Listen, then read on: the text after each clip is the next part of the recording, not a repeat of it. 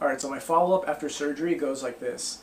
I'll see them the next day after the surgery, and on that appointment I'm just checking for swelling, I'm checking for just to see how their night was. They're probably in quite a bit of pain, which is controlled by their pain medication. So their pain medication should be doing the trick. At this point, I want to check a couple things. I'm going to go ahead and just retighten the screws. I know it's only one day after, but I just go and I unplug the little access holes. I had put PVS in the access holes yesterday, right? So now I'm pulling out the little plug. I'm checking the tightness at each screw, and then I'm going to plug them back up again.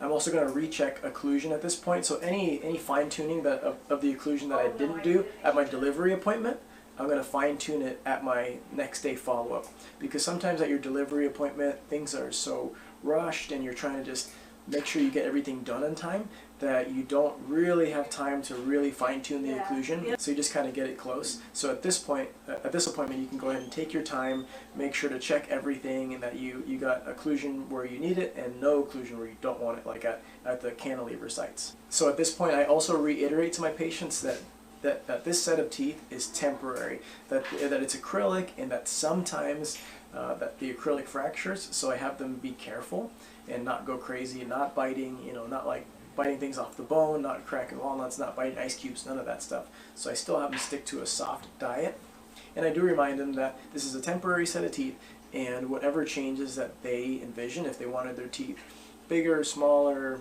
wider, whatever, we could still make that in the final prosthesis.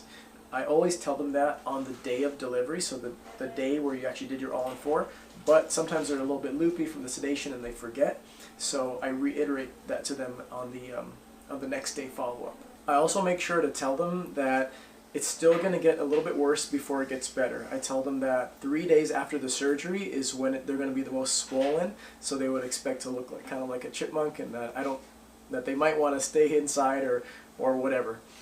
But yeah, that it's going to get just a little bit worse, so the swelling's going to progress a little bit more before it starts getting better. I also remind them to take their antibiotics and their pain medication, and I just tell them that it's going to progressively get better, and I see them 2 weeks afterwards for another follow-up.